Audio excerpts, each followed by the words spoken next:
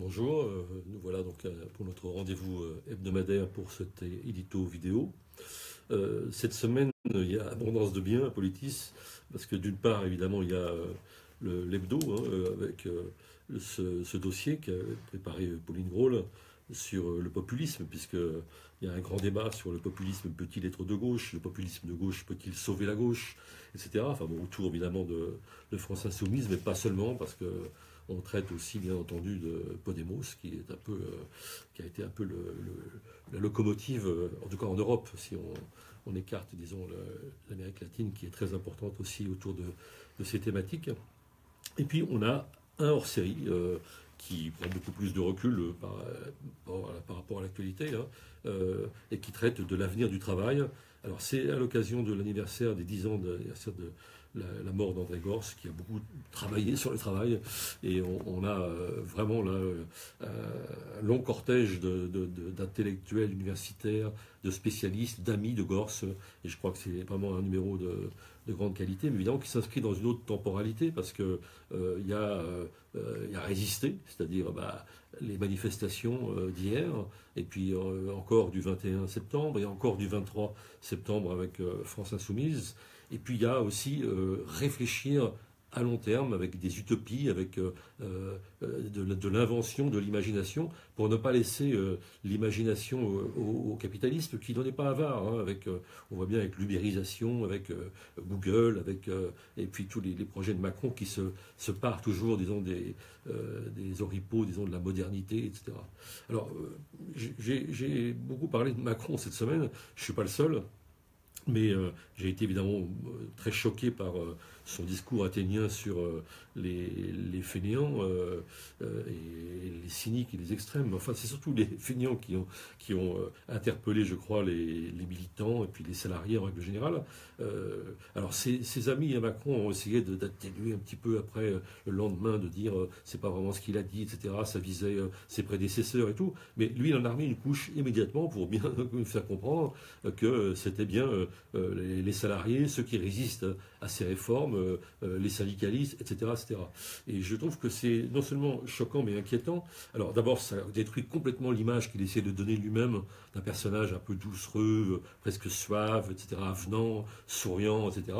Là, c'est ce que je dis, c'est du brutal d'un seul coup, hein, pour paraphraser un petit peu Audiard et les tontons flingueurs. On a un personnage très dur. Alors, je ne sais pas quelle référence il faut prendre. Il y a une sorte de défi, d'affrontement là-dedans qui paraît pas utile a priori, d'ailleurs même à la stratégie de Macron lui-même. Il y a du Thatcher là-dedans un peu, hein, dans cette violence verbale. Mais je crois qu'il y a plus profond que ça, c'est ce que j'ai essayé d'analyser cette semaine, parce que ce discours qui consiste à dire ceux qui finalement me résistent, ou ceux qui défendent leurs intérêts de salariés sont des fainéants, des flemmards, des incapables. On sent que c'est plus une gaffe maintenant. Il y a eu des gaffes de Macron auparavant, mais là c'est autre chose. Ça finit par faire vraiment une ligne idéologique, et presque je dirais un profil psychologique de quelqu'un qui défend l'idée selon laquelle finalement ce qui nous apparaît à nous comme un combat social serait pour lui quasiment biologique, c'est-à-dire que les pauvres seraient destinés à être des paresseux, des incapables, des gens qui n'arrivent pas à être milliardaires, parce qu'il l'a dit lui-même, il suffit de vouloir finalement pour le devenir, hein. On se souvient aussi de cette interpellation d'un syndicaliste dont le t-shirt lui déplaisait, et qui lui a dit pour vous payer un costume, travaillez. Enfin, tout ça fait quelque chose qui rappelle un peu un discours d'ancien régime, hein, au sens Marie-Antoinette presque, hein, c'est-à-dire si vous n'avez pas de pain, mangez de la brioche. Et ça veut dire qu'on est dans un discours qui biologise en quelque sorte, disons, la lutte sociale, hein. Les pauvres sont destinés à le rester, et s'ils échappent pas à leur sort, c'est uniquement de leur faute. Et ça me semble très grave, et c'est pas inintéressant de voir quelle est l'idéologie, la philosophie, parce qu'on a parlé beaucoup de philosophie, je crois que c'est d'ailleurs un peu outré comme mot, qui finalement détermine la politique de Macron, et tout ça est très inquiétant, et je pense qu'on ne gagne jamais à humilier les gens, à vouloir humilier le peuple, tous les grands mouvements sociaux, les révolutions, etc. On n'est pas dans une situation pré-révolutionnaire actuellement, certes, mais néanmoins, ont toujours été nourris, alimentés par un supplément d'humiliation en plus de la crise économique et de la crise sociale.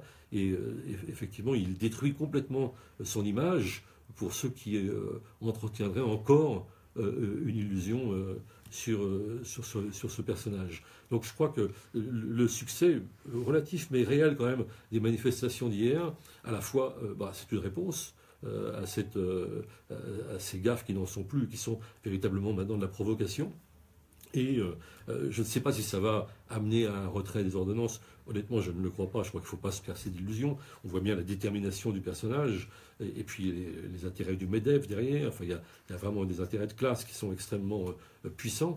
Mais je pense que quand même, ce n'est pas indifférent que ces manifestations soient une réussite parce que c'est un rapport de force qui se crée, parce qu'il y a encore dans la besace de M. Macron beaucoup d'autres projets qui sont extrêmement douloureux. C'est vraiment une offensive frontale, globale, contre le social, contre les acquis sociaux. Et ce rapport de force ne sera pas inutile pour la suite. On ne sait pas ce qu'il va advenir de la réforme des retraites qui est prévue, de l'assurance chômage. Et puis on voit bien tout ce qui est autour, et qui sont autant d'aveux, disons, de la détermination sociale, disons, de l'offensive d'Emmanuel Macron. Je pense évidemment à la question des APL, les aides personnalisées au logement.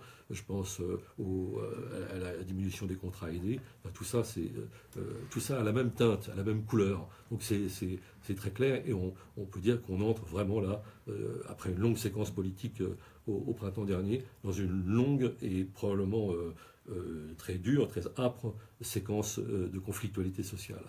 Voilà, à la semaine prochaine.